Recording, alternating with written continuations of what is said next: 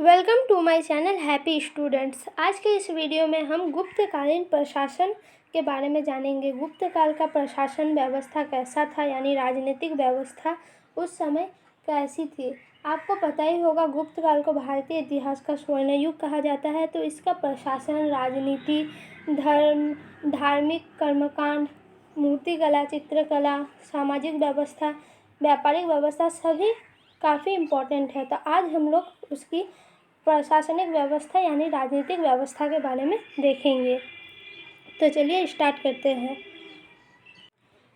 इसका जो पहला पॉइंट है वो है गुप्त सम्राटों के समय गणतंत्रीय राज व्यवस्था का ह्रास हुआ। ठीक है, यानी गणतंत्रीय जो राज्य व्यवस्था था वो ख़त्म हो गया।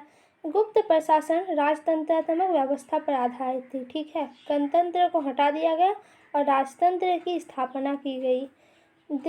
देवत्व के सिद्धांत गुप्तकालीन शासकों में प्रचलित था। ठीक है, राजपद वंशानुगत सिद्धांत पर आधारित था। राजा को देवता के समान माना जाता था और राजपद क्या होता था, वंशानुगत सिद्धांत पर, यानी राजा का पुत्र ही राजा बनेगा। राजा अपने बड़े पुत्र को युवराज घोषित करता था। ठीक है, राजा का जो बड़ा पुत्र होता था वही युवराज होता था।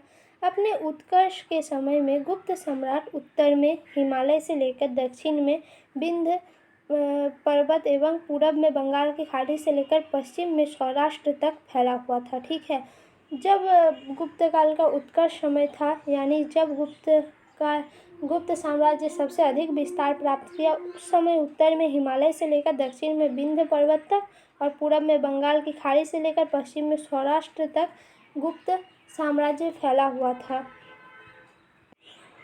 गुप्त सम्राट न्याय, सेना एवं दीवानी यानी भूमि, राजपाट आदि के लंबे मामले को दीवानी मामला कहते थे। ठीक है, जो भूमि से जुड़े मामले होते थे उनको दीवानी मामला कहा जाता था। विभाग का प्रधान होता था। ठीक है, इन सभी विभागों का एक प्रधान नियुक्त किया जाता था। प्रजा अपने राजा को पृथ्वी पर ईश्वर के प्रतिनिधि के रूप में स्वीकार करती थी। ठीक है, प्रजा राजा को पृथ्वी पर ईश्वर का प्रतिनिधि मानती थी।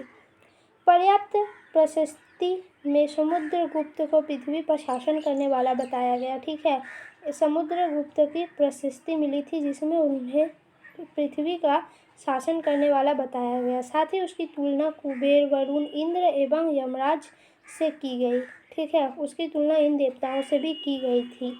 गुप्तकालीन रानियों को परम भट्टिका, राज्ञी एवं महादेवी जैसी उपाधि दी गई। ठीक है, रानियों के लिए ये उपाधियाँ उस समय दी गई थी।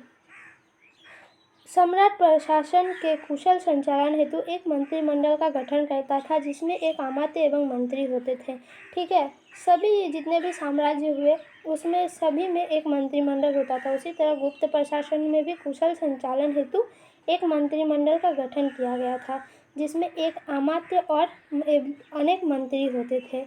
गुप्तकालीन अभिलेखों से प्राप्त केंद्रीय अधिकारीगण निम्न बताया गया है। ठीक है, जो केंद्रीय अधिकारीगण होते थे वे कौन कौन थे गुप्त काल में, वो यहाँ पे बताया गया है, आप देख सकते हैं। सर्वाक्ष ये राज्य के सभी केंद्रीय विभागों का प्रमुख होते थे। प्रतिहार एवं महाप्रतिहार सम्राट से मिलने की इच्छा रखने वाले को आज्ञा पत्र देना इसका मुख्य कार्य था। ठीक है, जो प्रतिहार था और महाप्रतिहार था, ये सम्राट से अगर कोई मिलना चाहता है तो उसको आज्ञा पत्र देता था। प्रतिहार अंतपुर का रक्षक तथा महाप्रतिहार राजमहल के रक्षकों का मुखिया था। प्रतिहार जो अंतपुर है यानी महल के अंदर का रक्षा करता था और महाप्रतिहार महल के रक्षकों का मुखिया होता था। ठीक है, और एक होता था कुमारामत्य। ये देखिए, पदाधिकारियों को सर्वश्रेष्ठ वर्ग, इन्हें उच्च से उच्च पदों पर नियुक्त किया जा सकता था। ठीक है, जो कुमारामत्य होता था उसे अधिकारियों का सबसे श्रेष्ठ वर्ग में नियुक्त किया जा सकता था।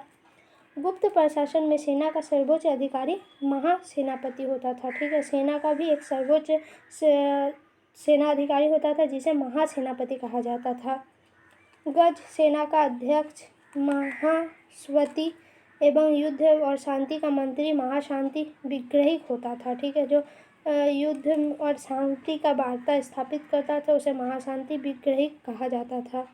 दंड पुलिस विभाग का मुख्य अधिकारी होता था, जबकि विनय स्थिति स्थापक धार्मिक मामलों का प्रमुख अधिकारी होता था। ठीक है, दंडपशिक पुलिस विभाग का मुख्य अधिकारी होता था और विनय स्थिति स्थापक धार्मिक मामलों में देखभाल करता था। यानी अगर धार्मिक मामला कोई है तो उसको वो अपनी निगरानी से समाप्त करता था।